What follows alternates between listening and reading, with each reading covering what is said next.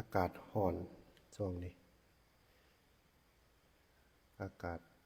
ก็บ่ร้อนแห้งบ่ได้ฝนดีเนาะข้าวเดียวฝนบักแห้งหนึ่ง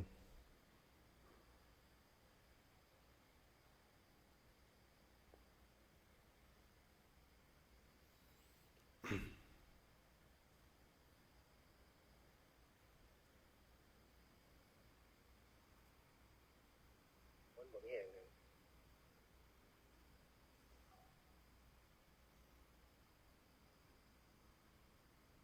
คนหลายเนาะหั่นเด้เนาะสวดคืนสุดท้ายเด้เพิ่นสวด2คืน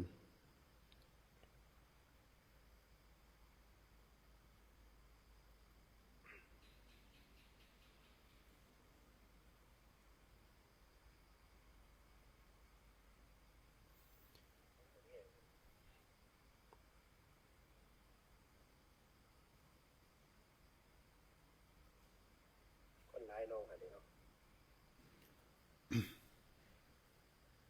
บ่มีเสียงอาจารย์ก็ได้บ่ค่อยได้เว้าเป็นเสียงบ่มีเสียงบ่ค่อยได้เว้าจักว่าสวดมนต์นำก็บ่จบขึ้นให้แล้วก็ค่อยฟังไปนำก้นแม่ออกให้เป็นผู้นำบ่มีเสียงมันคาคอมันบ่ได้สวดมันบ่ได้เปล่งเสียงดนบ่มีเสียงพาสวดมนต์สั่นกาแฟมีน้ำตาลหลายแก้วคืองามแท้วะแก้วซ่าเขาเห็นตั้งแต่หนังจีนเนาะมันกินแนวนี้ส่งมาตั้งแต่นอร์เวย์โยมหลังบักใหญ่หนึ่งกุฏิรับรองแล้วนะจะไปไว้ในกุฏิรับรองเอาไว้ถ้าใส่สันซ่าสันกาแฟแก้วโยมมีหยังละซื้อเราคนไทยเฮานี่ล่ะไปเฮ็ดงานอยู่นอร์เวย์ไปเฮ็ดงานอยู่เมืองนอกไปได้ครอบครัวอยู่พุ่นซ้ำมีแห้งหาเงินหาทองได้ก็บ่อยากกลับมาว่านั้นหาเงินได้เดือนละเป็นแสนอยู่ได้พวกนี้เงินเขานะเงินเฮาเงินเขาก็สิบ่กี่บาทดอกแต่ว่าเงินเฮามันเดือนละ 7-8 หมื่นเป็นงานเป็นลูกน้องเขาได้เฮ็ดเป็นชั่วโมงเป็นชั่วโมงเขาคิดให้เป็นชั่วโมงนึงก็บ่กี่บาทเขาเด้แต่ว่าหันเป็นเงินเฮามันหันแพงนะเป็นชั่วโมงละเป็นพันชั่วโมงละเป็น400-500เฮ็ดงานมื้อนึง6ชั่วโมงเฮ็ดโอก็7ชั่วโมง8ชั่วโมงมันก็เลยได้หลายเดือนละ 60,000 70,000มีโอมีหยังแหน่ก็เดือนละเป็นแสนก็ค่าครองชีพเขาก็สูงส่งให้พ่อให้แม่ส่งให้บ้านให้ลูกให้เต้าทั้งคนก็ได้ค่าครองชีพสูงเงินเดือนหลายก็ได้ค่าใช้จ่ายหลายก็เป็นจังซั่นเป็นปกติบ่ว่าแต่ไผรายรับหลายก็ใช้หลายรายรับน้อยก็คือจังพอใช้อยู่นี่ล่ะได้น้อยได้หลายก็คือพอใช้ที่สุดแล้วก็เป็นนำเฮาได้หลายก็ใช้หลายได้น้อยก็พอใช้ตั้งแต่คันสิว่าได้น้อยบ่พอใช้แสดงว่าเฮา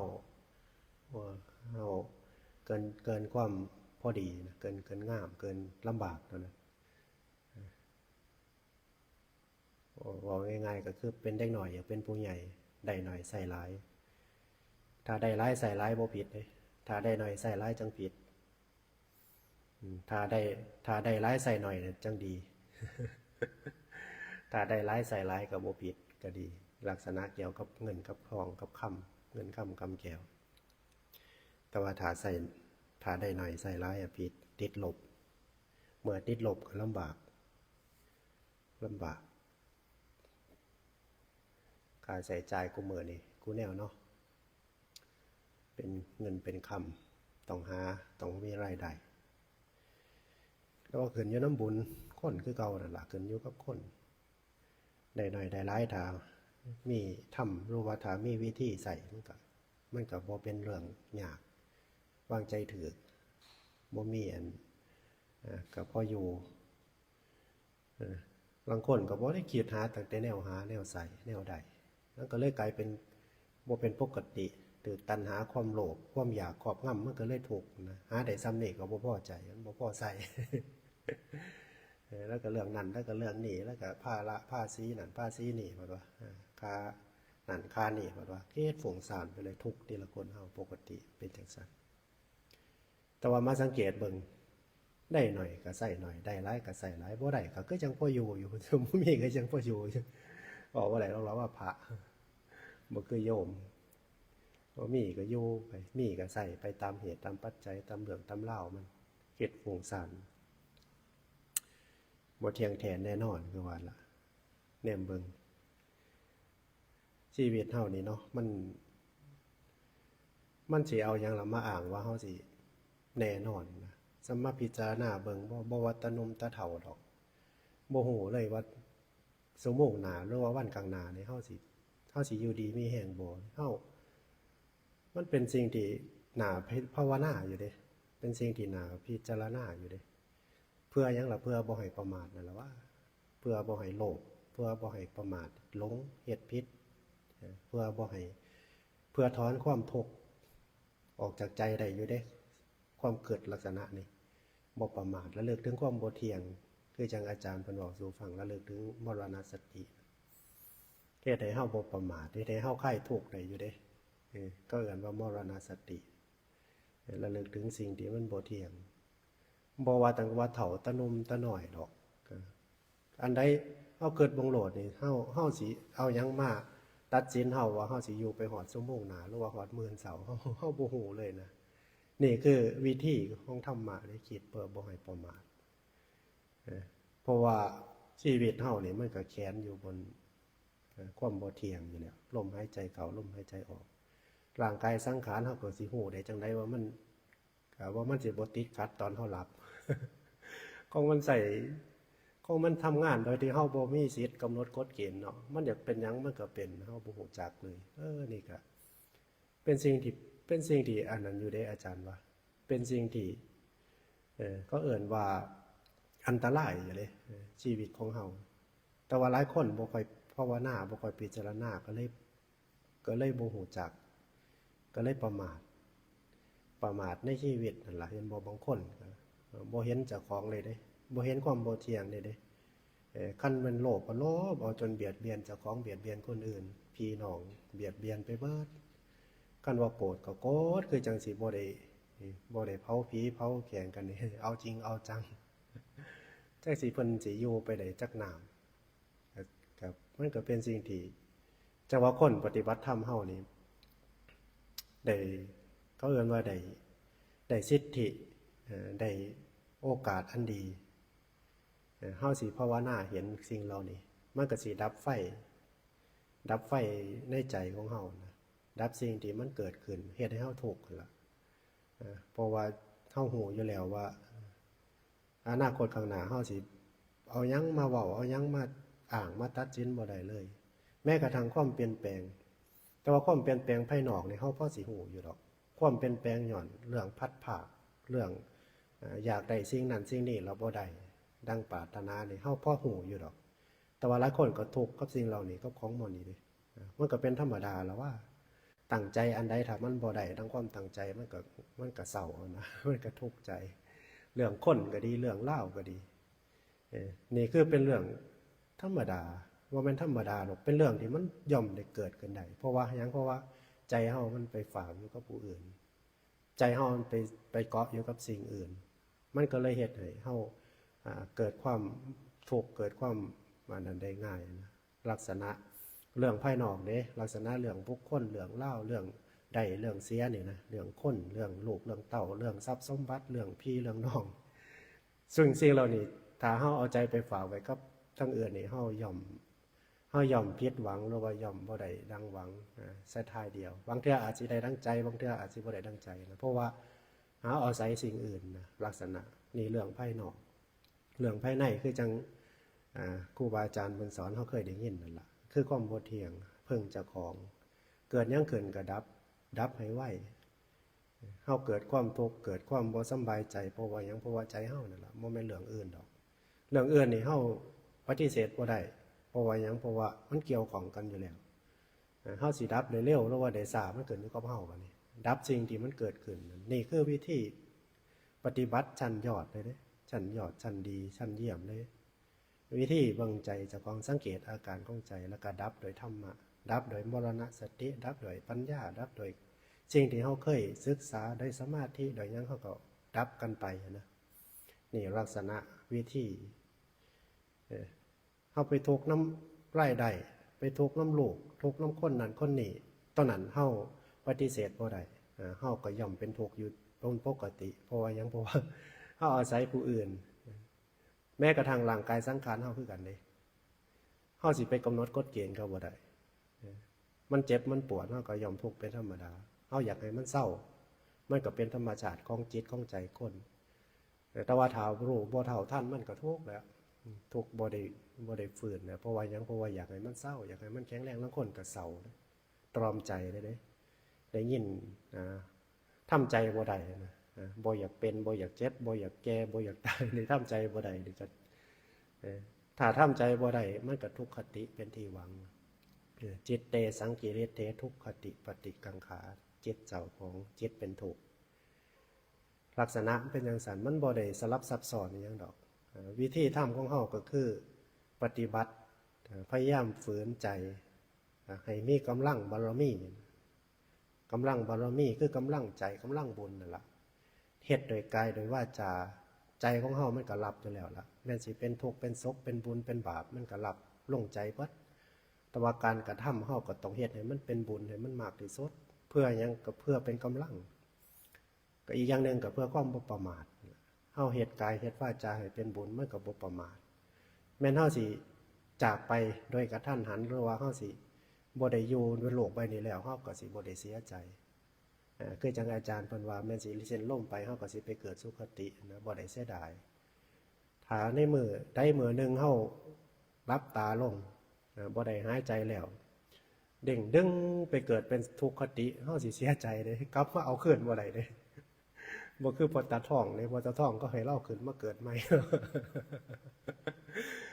หน่อยนักหน่อยนะได้สิได้ไปพอเนี่ยแหละขึ้นมามีชีวิตใหม่นี่มันเขาสิเอาไปเลยได้ไปรับกรรมสวัสดีจังสิได้ขึ้นมาใหม่ก็สิไปห้องโหโปสังกาโอ้ยโหจังสิเฮ็ดบุญยังไข่บ่เฮ็ดบาปยังไข่ว่าสิว่าตอนนั้นมันเป็นเรื่องของเฮาแล้วบัดนี้เรื่องของจิตของเฮาแล้วบัดนี้มันสิย้อนกลับคืนมาบ่ได้มีตั้งแต่ใส่จนเบิดแล้วก็จนได้อัตภาพใหม่ได้เกิดเป็นมนุษย์อัตภาพใหม่ก็ยังบ่ดีอีกเด้บ่มีอัตภาพที่เอื้ออำนวยในการสร้างบารมีสร้างบุญก็ยากเด้เห็นบ่เกิดมาทุกอย่างปากหมองอวัยวะบ่ครบ32น่ะสิมาเฮ็ดคือเฮาบ่ได้เด้สิศรัทธามากส่ำใดโยมว่าเอาอวัยวะบ่ครบเป็นโรคเป็นภัยไข้เจ็บสิมานั่งสมาธิเดินจงกรมมาจำศีลจำธรรมอาจารย์ว่ายากเพราะว่าหยังอัตภาพเพิ่นบ่ดีบางคนก็ยากจนเด้ยากจนสับเพราะว่ายังบ่มีบุญบ่ได้สร้างน้ำทำบุญไว้เมื่อเกิดเป็นมนุษย์ก็ทุกข์ยากหาเสากินคำหาบ่มุมปากมุมท้องลูกเต้าก็แห่งเกิดหลายๆได้อันคนทุกข์ คนใดจนคนใดทุกข์นี่มีตั้งแต่คนไปอยากไปเกิดนำเป็นหุ่มๆอยู่บ่จักเอวบ่จักจูงบ่จัก มันก็สิมีเวลามันจังสิสมบอกกันว่าไปทำบุญปะไปวัดปะไปจำศีลปะโอ้ยจำศีลจังได้ตาเป็นเหลื่อมๆอยู่ หาบ่หากินก็บ่ได้บ่หาให้กินก็บ่มีสิไปจำศีลจำธรรมสิไปนั่งสมาธิอยู่หั่นมันก็มีตั้งแต่หน้าโลกนั่นลอยขึ้นมามีตั้งแต่หน้าปากหน้าท้องลอยขึ้นมามันสิสงบย้อนบ่มันอาศัยบุญหลายเติบอยู่ได้มาเฮ็ดได้แนวนี้อาศัยความพร้อมของบุญในเมื่อเฮาเบิดกรรมใส่กรรมมามากพอสมควรเฮามาเกิดเป็นมนุษย์เฮาก็ต้องมีอัตภาพที่พอสมควรจังมาเฮ็ดจังซี่ได้เห็นบอกเฮามานั่งจังซี่เฮาก็มีภาระหน่อยหลายเติบได้นี่มีทรัพย์สมบัติพอสมควรลูกเต้าก็พอสมควรอีหยังต่างๆก็พอสมควรเฮาจังมาเฮ็ดได้ถ้าเฮายัง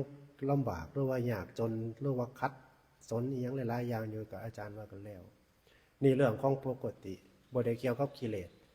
บางคนพร้อมเบิดแต่ว่ากิเลสหลายก็มาบ่ได้อีก ยังอยากได้อยู่ยังปลงบ่ไหนว่างวันใดก็มาบ่ได้อีกบางคนก็บ่มีบารมีบุญบ่หลายกำลังใจบ่มีศรัทธา บ่เห็นประโยชน์บ่มีปัญญาจักสิมาหยังเว้ยมานั่งซื่อๆย่างซื่อๆบ่ได้ประโยชน์หากินใกล้กลัวลางคนก็เกิดเป็นจังบุญบ่หลายศรัทธาบ่หลายบ่เห็นประโยชน์ในการเฮ็ดการทำบ่เกิดว่ามาเฮ็ดแนวนี้มันสิเกิดความสุขความสงบมันสิเกิดการปล่อยวางมันสิเกิดหนทางแห่งความสุขความสว่างว่าง่ายๆคือค่ายปมนะค่ายความยึดมั่นถือมั่นค่ายการลัดจากภาระครอบครัวสังคมบ้านเฮานั่นล่ะภาระที่จิตใจที่มันยึดต่างๆนั่นล่ะเฮามาเฮ็ดจังซี่ได้เฮาค่ายหลายเติบเด้นี่เห็นบ่นี่มาตั้งแต่เช้าพุ่นถ้าคนปล่อยวางบ่ได้อยู่บ่ได้เด้บ่คิดสิมาซ้ำมันเกิดหาเงินหาทองมันเกิดเวียก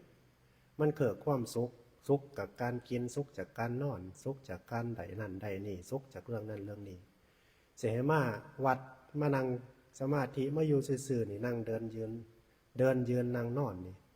แต่ละมื้อแต่ละเว้นก็จังบ่ได้เวียกได้งานอีหยังนี่ลางคนก็คิดจังซั่นเด้บ่เห็นบ่มีปัญญาบ่เห็นประโยชน์บ่คิดว่ามาจังซี่มันได้เห็นจิตเห็นใจมันได้เห็นความบ่เที่ยงมันได้เห็นความคิด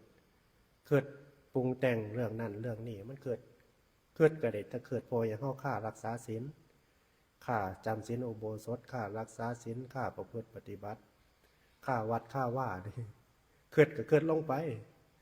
ถ้าคนบ่เห็นทุกข์ได้บัดนี้โอ้ยบ่ได้ประโยชน์หยังเว้ยมาอยู่ซื่อๆกินแล้วก็นอนแล้วก็เดินแล้วก็ย่างซื่อๆคือจังบ่มีหยังเกิดขึ้นบางคนก็นั่นล่ะมันบ่เกิดปัญญา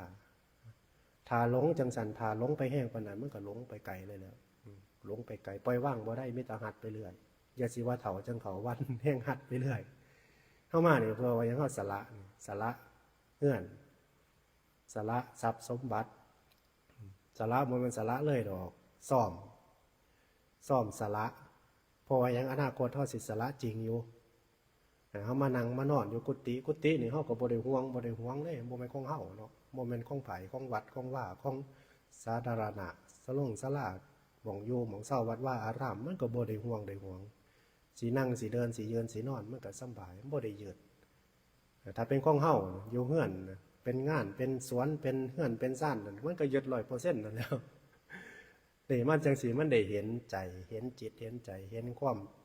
บ่เที่ยงเห็นความยึดมั่นถือมั่นบางคนก็ยึดลูกเกินฮอดล้านเกินฮอดนั่นเกินฮอดนี่เกินฮอดเวียกนั่นเห็นบ่นั่นละจิตมันยึดในเมื่อออกมาอยู่จังสิแล้วมันเห็นสิ่งที่มันยึดเพราะว่าสิ่งเหล่านี้เฮาสิบ่ได้อยู่กับเขาตลอดเฮาก็สิได้ถิ่มอีหลีอยู่ในอนาคตข้างหน้าหรือว่าไก่มันก็เป็นตะบุญตะกรรมของแต่ละคนเฮ็ดบ่ย้ายเฮาไปส่งไปสวนมาติกาเพิ่นมื้อนี้เพิ่นก็ถิ่มแม่นบ่ของแท้แล้วเพิ่นถิ่มแล้วนะเพิ่นถิ่มของแท้มันจักสิไปอยู่ภพภูมิใดล่ะบัดนี้เพิ่นบ่เอาลูกเอาเต้าเอาเฮือนเอาซ่านไปนำเด้นั่นฝึกแล้วย้ายเอ้ยเฮาก็ต้องฝึกเพื่อบ่ให้จิตใจเฮาติดเฮาเกาะเฮายึดออกมามื้อนึงคืนนึงคือจังบ่ได้หยังได้หลายเด้บางเทื่อมันก็บ่สงบดอกแต่ว่าหลายคนก็สงบเพราะว่าหยังเพราะว่าเฮาปล่อยว่างจากภาระทั้งเฮือนมาได้ปล่อยว่างจากบ้านจากซองปล่อยว่างจากภาระเวียกงานการสร้างจากโลกจากเต่ามาได้มานั่งอยู่กุฏิผู้เดียวมานอนผู้เดียวมาเดินจงกรมมาเบิ่งความคิดบางคนก็เดินเห็นบ่เดินเห็นความเกิดบ่มันเกิดออกไปหันมันเกิดออกไปนี่เห็นบ่ก็ดึงกลับมาพุทโธธัมโมเห็นบ่นั่นลักษณะมันได้มันก็ปล่อยว่างได้นี่ล่ะเขาเอิ้นว่ามีปริยัติแล้วก็ปฏิบัติไปในโต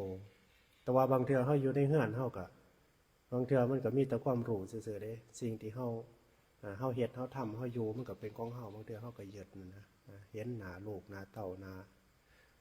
เวียกหน้างานบางเทื่อมันก็เป็นสิ่งที่เฮายึดนี่เป็นวิธีภาวนาชั้นยอดเลยแต่ว่าเฮามาเฮ็ดจังซี่เฮาก็ได้ทานไปนำได้ทานได้ศีลไปนำศีลก็ได้ศีล8เด้ภาวนาก็ได้คือจังอาจารย์ว่านี่เดินจงกรมนั่งสมาธิภาวนาประพฤติปฏิบัติท่านกับท่านสละความตนีสละความตนีคือเฮามาถวายปัจจัยทายธรรมทั้งหลายทั้งปวงให้มื้อนี้สละความตนีจาคะเวลาที่เฮาหาเงินหาทองจาคะความสุขจากการกินจากการนอนเห็นบ่กินเฮาอยู่เฮือนเฮาก็กินเที่ยงกินแลงบางคนก็สิกินแต่เที่ยงแลงบ่กินแต่ว่าก็กินหลายก็อยู่วัดก็แล้วกันนะอยู่วัดกินเทื่อเดียว กินแต่เช้าคือแล้วเลยนั่นละคือสละความสุขจากการกินนอนคือกันอยากนอนก็บ่ได้นอนเด้ บางหม่องบางบอนครูบาอาจารย์เพิ่นฝึกพานั่งสมาธิฟังเทศน์ฟังธรรมคือจังอาจารย์อยู่กับหลวงพ่อวัดธรรมตะกี้5 ทุ่มเที่ยงคืนในพรรษาละมื้อจำศีลจังซี่ก็4 ทุ่ม5 ทุ่มถ้าอยู่ผู้เดียวบางเทื่อเดินจงกรมชั่วโมงนึง3 ทุ่มมันก็นอนถ้าแม่นไม่ออกบางเทื่อก็กินข้าวแลงแล้วบ่ฮอดพอ2 ทุ่มอยู่ก็นอนเห็นบ่มาจังซี่มันก็บ่ได้เฮ็ดน้ำใจมันก็ได้สละความสุขส่วนตัวจากการนอนเพิ่นพาเลิก3 ทุ่ม4 ทุ่มก็จังได้ไปพักผ่อนจังได้นอนบางคนเพิ่นเกียงแน่ก็5 ทุ่มเที่ยงคืนก็จังได้นอนสังว่าผู้นั้นผู้ปฏิบัติได้จังซั่นมันเป็นศรัทธาเขาหลายแล้วล่ะสำหรับศรัทธาบ่ทันหลายก็ต้องเฮ็ดน้ำขอวัดจังซี่ล่ะเฮ็ดน้ำโมจังซี่อาศัยโม แต่ว่าถ้าคนมีศรัทธาหลายเราบ่ต้องไปคิดน้ำเพิ่นดอกพวกนั้นศรัทธาหลายหูจักเดินจงกรมประพฤติปฏิบัตินอนรับก็บ่นอนหลายเห็นบ่นอน4 ชั่วโมง5 ชั่วโมงตื่นขึ้นมาก็หูจักภาวนานั่นเขาศรัทธาหลายล่ะบ่จำเป็นต้องพาเฮ็ดบ่จำเป็นต้องเพิ่งโมเพิ่งครูบาอาจารย์เฮ็ดได้เองตัวนั้นมันไปไกลล่ะไปจิตอยู่สูงล่ะตัวนั้นว่างไว้อีกระดับนึงแต่ว่าหลายคนต้องถือผ้าเฮ็ดเด้ต้องผ้านั่งจังนั่งต้องผ้าอยู่จังอยู่ผ้าเลิกก็เลิกแล้วคนไปจังซั่นได้อยู่ผู้เดียวบ่เฮ็ดนะนั้นมันบ่ทอกันมันก็ต้องอาศัยกันแต่ว่าสำหรับผู้ที่มีศรัทธาสูงมีจิตที่เฮ็ดได้แล้วเองได้แล้วก็มาให้หมู่ได้อาศัยเฮ็ดน้ำหมู่ก็ได้เฮ็ดผู้เดียวก็ได้ตัวนั้นร้อยล่ำตัวนั้นบ่แม่นว่าผู้เฮ็ดเองบ่ได้บ่แม่นเด้ผู้นั้นก็จิตมันก็มีหลายระดับเนาะจิตมันก็มีหลายระดับการภาวนาปฏิบัติมันก็มีหลายระดับบางคนก็ได้ทำบุญซื่อๆก็ใจดีล่ะเด้บ่เคยนั่งสมาธิบ่เคยมาสวดมนต์บ่เคยมาเดินจงกรมบ่เคยมาจำศีลแต่ว่าหอดมื้อวันพระก็อยากมาให้ทานมาทำบุญใจดี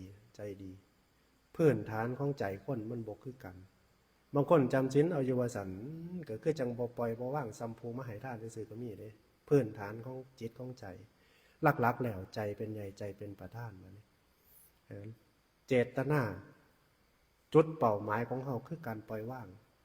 แม่นสิมาให้ท่านรักษาศีลภาวนาประพฤติปฏิบัติจุดใจความใหญ่ใจความรักก็คือการปล่อยว่างจากสิ่งที่เฮายึดมั่นถือมั่นปล่อยว่างจากความโกรธความโลภความหลงปล่อยว่างจากใจที่มันเป็นบาปเป็นอกุศลปล่อยว่างจากสิ่งที่มันเป็นอกุศลกรรมที่เกิดขึ้นในชีวิตจิตใจของเรานะ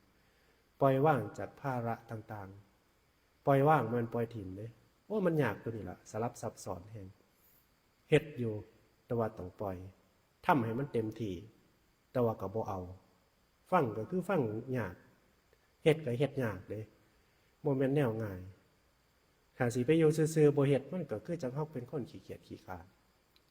ฉะนั้นเฮาก็ต้องเฮ็ดหน้าที่ของเฮาเป็นแม่ก็ต้องเฮ็ดหน้าที่แม่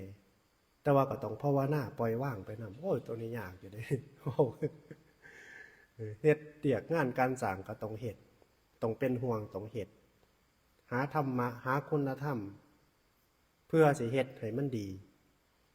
เฮ็ดให้ครอบครัวมันได้ไปรอดเฮ็ดให้ทุกสิ่งทุกอย่างให้มันได้ดีที่สุดแต่ว่าใจทั้งในก็ต้องภาวนาพยายามปล่อยว่างไปน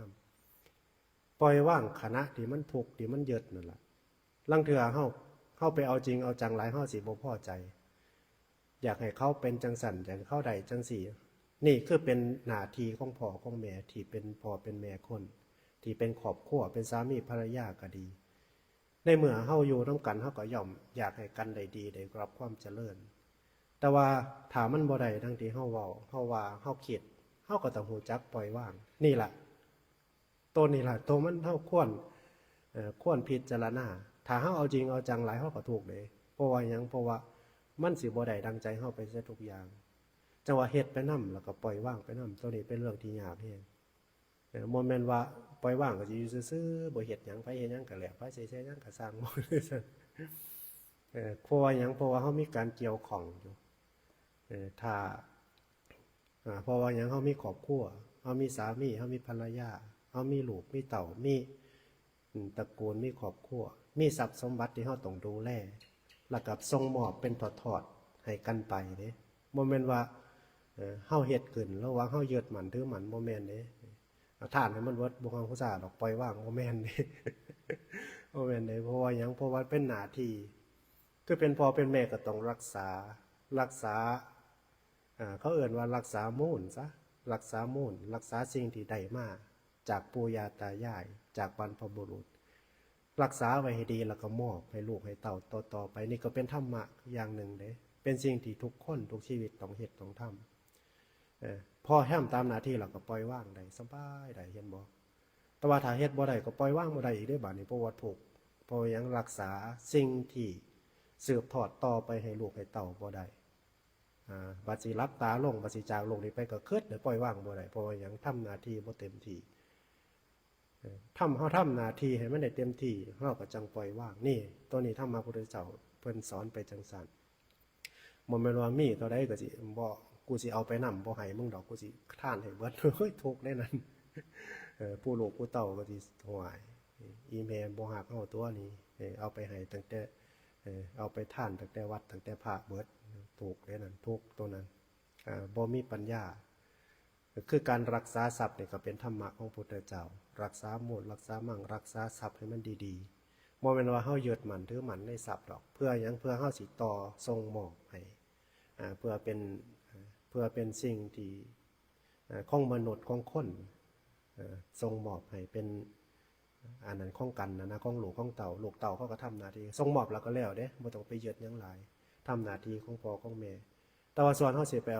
อาไปนำก็ต้องมีคือกันบ่แม่นว่าสิส่งมอบอย่างเดียวคือจังมันพ่อมีให้กินให้ทานเฮาก็ต้องเจียดออกสละออกเพื่อสิเอาเป็นอริยทรัพย์ไปนำเพื่อสิเอาเป็นทรัพย์สมบัติติดจิตติดใจของเฮาไปนำคนต้องมีปัญญาต้องมีความฉลาดหลายเติบจังเอาชีวิตจิตใจรอดบ่ตกทุกข์คติอยู่ในโลกใบนี้ก็ทำหน้าที่ของโลกใบนี้เป็นแม่ก็ทำหน้าที่แม่เป็นลูกก็ทำหน้าที่ลูกเป็นสามีภรรยาก็ทำหน้าที่ซึ่งกันและกันให้มันดีให้มันได้ให้มันดีแม้นสิดีบ่เต็มร้อยก็ให้มันดีที่สุดตามสติตามปัญญาของเฮานั่นล่ะแล้วก็เอาทั้งอริยทรัพย์ให้มันได้นำมันก็ต้องใส่ความเพียรความอดทนในโมเมนต์ในสิ่งเหล่านี้โมเมนต์สบายปานใดเด้ทั้งโลกบ่ให้ซ้ำทั้งธรรมบ่ให้คุณนี่โมเมนต์ง่ายปานใดเด้มันก็ต้องทุกข์แน่แม่นบ่เพราะยังเขามีกิเลสอยู่เขามีจิตมีใจที่มีกิเลสคนเฮาก็มีความโกรธความโลภมีตัณหาความอยากมีความบ่พอใจมีความอิจฉาตาร้อนเป็นธรรมดาเพราะว่ายังเฮาเป็นปุถุชนหน้าที่ของเฮาก็คือนี่ล่ะมีสติรู้สิ่งเหล่านี้ล่ะบ่ให้มันครอบคลุมใจของเฮาเฮ็ดให้กายวาจาเฮามันเป็นบาปเนี่ยลักษณะคือหน้าที่ของเฮาถึงการให้ทานถึงการจาคะเฮาก็เฮ็ดนี่คือจังเฮาบอกว่าจำศีลจำธรรมนี่จังว่าพยายามรักษากว่าสิได้มาถึงจุดนี้กว่าสิมีศรัทธามาเฮ็ดมาทำมาเฮ็ดมาประพฤติปฏิบัติส่วนกันมาบอกบอกกล่าวส่วนแนะนำกันนี่ก็เป็นอีกบุญอย่างหนึ่งเด้ลักษณะพวกนี้สิได้บริวารพวกนี้ถ้าให้ท่านทำบุญผู้เดียวมาผู้เดียวก็ได้แต่ผู้เดียวแต่ว่าถ้าซักส่วนหมู่ใดถ้าบอกแนะนำหมู่ใดส่วนหมู่ให้ท่านใดส่วนหมู่มาจำศีลใดจังซี่ก็เป็นบริวารของอีกอย่างหนึ่งเป็นกัลยาณมิตรเป็นบุญต่อยอดออกไปอีกมันก็เป็นพลังอีกไปอีกอย่างหนึ่งมันก็เป็นจังสัน